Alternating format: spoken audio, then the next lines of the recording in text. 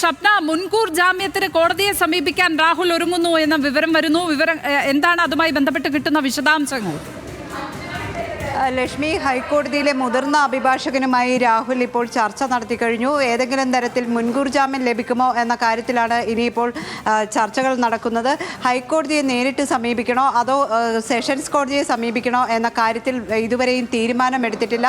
Sessions കോടതിയിലാണ് മുൻകൂർ ജാമ്യാപേക്ഷ നൽകേണ്ടത് എന്ന് ഈ കഴിഞ്ഞ ദിവസം തന്നെ മറ്റ് കേസുകളിൽ സുപ്രീം കോടതി വ്യക്തമാക്കിയിരുന്നു. ഈ ഒരു സാഹചര്യത്തിൽ ഹൈക്കോടതിയിൽ മുൻകൂർ ജാമ്യാപേക്ഷ നൽകണോ സെഷൻസ് കോടതിയിൽ നൽകണമോ എന്നത് അഭിഭാഷകനുമായി ആലോചിക്കുന്നുണ്ട്. ഈ കേസിന്റെ ഒരു പ്രത്യേക സാഹചര്യം ചൂണ്ടിക്കാണിച്ച് ഒരുപക്ഷെ ഹൈക്കോടതിയെ തന്നെ സമീപിക്കും എന്ന് തന്നെയാണ് അഭിഭാഷകനിൽ നിന്ന് നമുക്ക് അറിയാൻ സാധിക്കുന്ന വിവരം. ഏതായാലും കൊച്ചിയിലെ ഒരു പ്രമുഖ അഭിഭാഷകനുമായി തന്നെ രാഹുൽ ചർച്ച നടത്തി കഴിഞ്ഞിരിക്കുന്നു. ഈ പോലീസ് കേസ് രജിസ്റ്റർ ചെയ്യാൻ ഒരുങ്ങുകയാണ്. ഏതായാലും FIR ഉടൻ രജിസ്റ്റർ ചെയ്യും എന്ന വിവരമാണ് നമുക്ക് ലഭിക്കുന്നത്. FIR രജിസ്റ്റർ ചെയ്ത് കഴിഞ്ഞാൽ സ്വാഭാവികമായും ഇത് നോൺ ബെയിലബിൾ ഓഫൻസ് ആണ്. അതുകൊണ്ട് തന്നെ അത്തരത്തിലുള്ള നടപടികളിലേക്ക്, അറസ്റ്റ് അടക്കമുള്ള നടപടികളിലേക്ക് കടക്കേണ്ടി വരും. നിയമസഭാ സാമാജികൻ എന്ന രീതിയിലുള്ള പരിരക്ഷ ലഭിക്കുമെങ്കിൽ പോലും പോലീസിന് ശക്തമായ നടപടികളിലേക്ക് തന്നെ കടക്കേണ്ടി വരും. കാരണം ഗർഭചിത്രം അടക്കമുള്ള വകുപ്പുകളാണ്. BNS സെക്ഷൻ 89 പ്രകാരം ഇത്തരത്തിൽ നിർബന്ധിച്ച് ഗർഭചിത്രം നടത്തുന്നതിന് ജീവപര്യന്തം വരെ അല്ലെങ്കിൽ ലൈഫ് അല്ലെങ്കിൽ 10 വർഷം കഠിന തടവ് അത്തരത്തിലുള്ള ശിക്ഷ വരെ ലഭിക്കാവുന്ന കുറ്റകൃത്യങ്ങളിലേക്ക് പോകുന്ന ഒരു പരാതിയാണ് ഇപ്പോൾ മുഖ്യമന്ത്രിക്ക് മുമ്പാകെ എത്തുകയും മുഖ്യമന്ത്രി അത് ക്രൈംബ്രാഞ്ചിന് കൈമാറുകയും ചെയ്തത്. ഈ ഒരു സാഹചര്യത്തിലാണ് മുൻകൂർ ജാമ്യത്തിനായി രാഹുൽ മാങ്കൂട്ടത്തിൽ നീക്കം നടത്തിയിട്ടുള്ളത്. ഏതായാലും കൊച്ചിയിലെ അഭിഭാഷകനുമായി ചർച്ച നടത്തിയിട്ടുണ്ട്.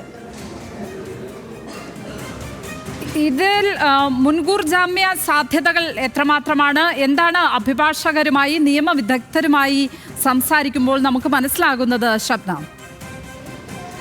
ഏതായാലും ഇതുമായി ബന്ധപ്പെട്ട് നമുക്കറിയാം, ഞാൻ നേരത്തെ സൂചിപ്പിച്ചതുപോലെ ഗുരുതരമായ കുറ്റകൃത്യം എന്ന പരിധിയിലേക്ക് വരുന്ന പരാതിയാണ് ഇപ്പോൾ മുഖ്യമന്ത്രിക്ക് ഈ പെൺകുട്ടി കൈമാറിയിട്ടുള്ളത്. കാരണം വിവാഹ വാഗ്ദാനം നൽകി പീഡിപ്പിച്ചു എന്ന കുറ്റം നിലനിന്നാൽ അത് റേപ്പിൻ്റെ പരിധിയിൽ വരുന്ന കുറ്റകൃത്യമാകാം. അതോടൊപ്പം തന്നെയാണ് ഇത്തരത്തിൽ നിർബന്ധിച്ച് ഗർഭചിത്രം നടത്തിച്ചു എന്നത് സംബന്ധിച്ച് അത് ഞാൻ നേരത്തെ സൂചിപ്പിച്ചതുപോലെ നേരത്തെ IPC ആയിരുന്നു. ഇപ്പോൾ BNS സെക്ഷൻ 89 പ്രകാരമാണ് ഇതിനുള്ള കുറ്റം ചുമത്തുന്നത്.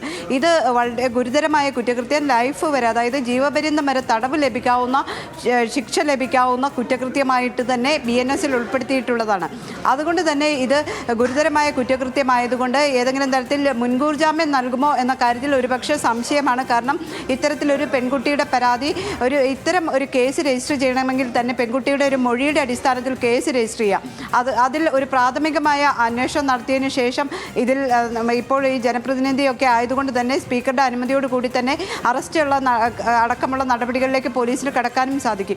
ഈ ഒരു സാഹചര്യത്തിൽ മുൻകൂർ ജാമ്യം ഏത് പരിധിവരെ നിലനിൽക്കും എന്ന കാര്യത്തിൽ ഒരു സംശയം നിയമവിദഗ്ധർ ഉന്നയിക്കുന്നുണ്ട്. കാരണം ഗുരുതരമായ കുറ്റകൃത്യമാണ്. ഈ രാഹുൽ മാങ്കൂട്ടത്തിനെതിരെ ആരോപണം ഉന്നയിക്കുകയും ഇപ്പോൾ രേഖാമൂലമുള്ള പരാതിയായി വന്നിരിക്കുകയും ചെയ്യുന്നത്. ഇപ്പോൾ